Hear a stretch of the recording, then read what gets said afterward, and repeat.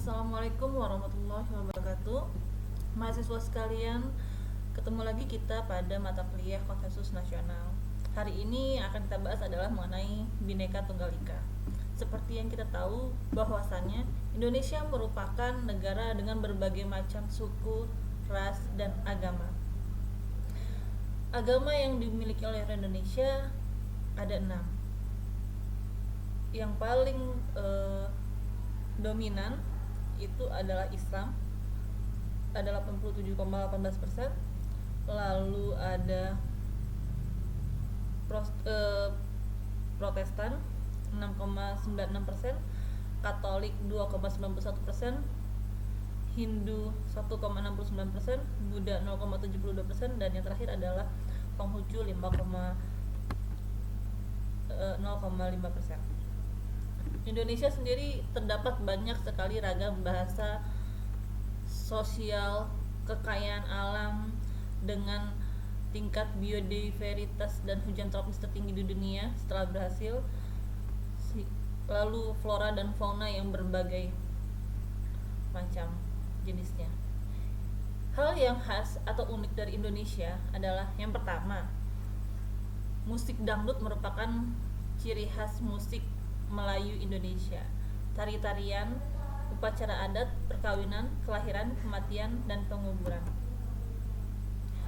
Dalam keberagaman ini ada berbagai macam potensi ancaman.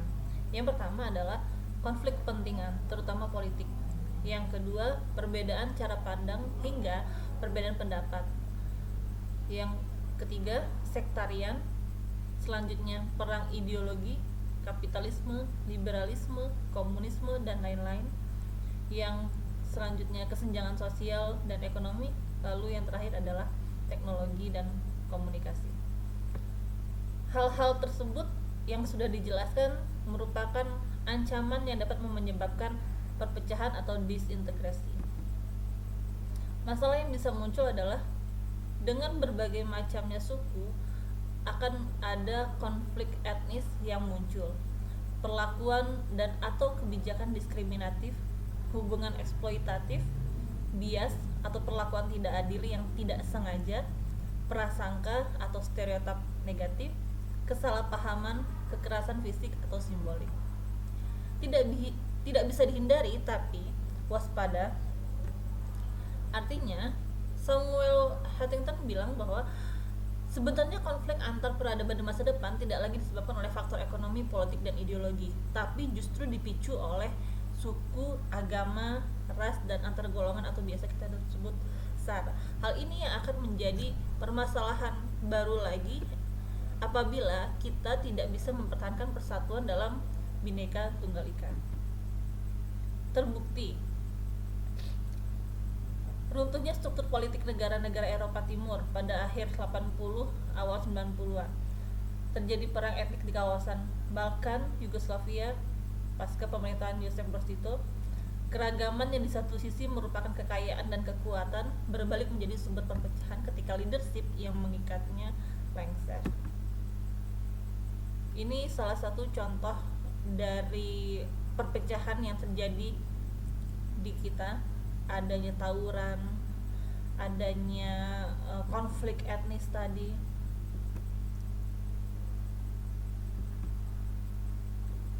Kita balik ke Bhinneka Tunggal Ika itu sendiri.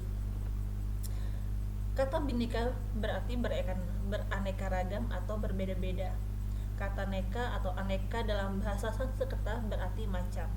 Kata tunggal berarti satu dan kata ika berarti itu.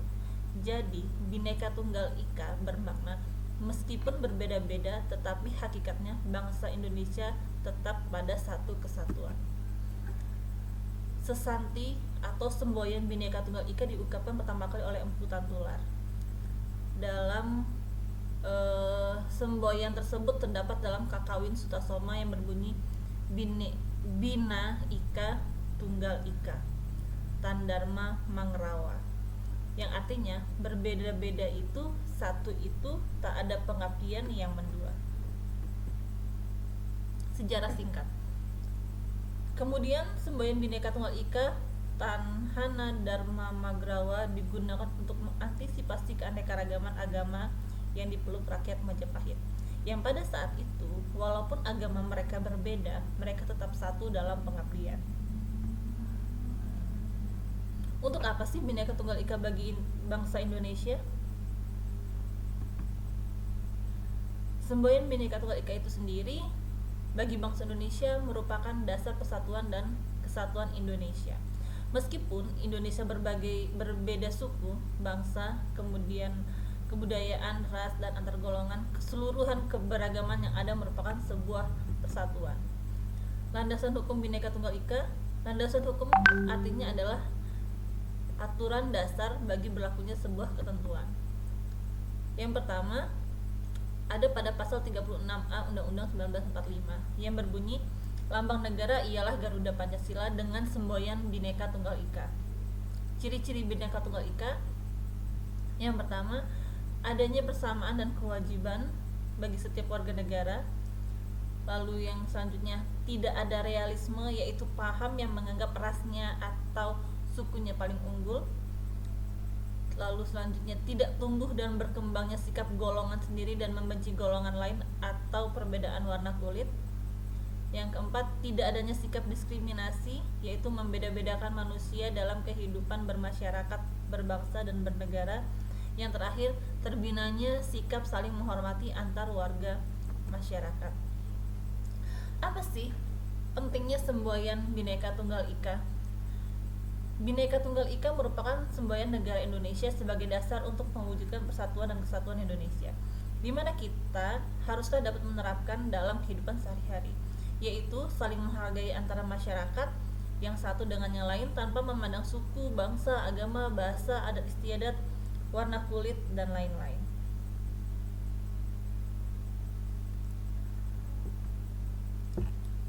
Beberapa penyebab lunturnya makna Bhinneka Tunggal Ika. Yang pertama, diskriminasi. Yang kedua, konflik. Yang ketiga, egoisme. Yang keempat, hambatan dari dalam. Seperti yang telah dikatakan oleh Bung Karno, yaitu perjuanganku lebih mudah karena mengusir penjajah, tapi perjuanganmu akan lebih sulit karena melawan bangsamu sendiri. Berbeda-beda tapi tetap satu. Bhinneka Tunggal Ika. Makna satu bukan seragam, tapi satu ideologi, yaitu Pancasila, satu wadah mencapai tujuan, yaitu NKRI. Terima kasih. Sekian dari saya. Itu dia materi tentang Bhinneka Tunggal Ika. Saya akhiri. Wassalamualaikum warahmatullahi wabarakatuh.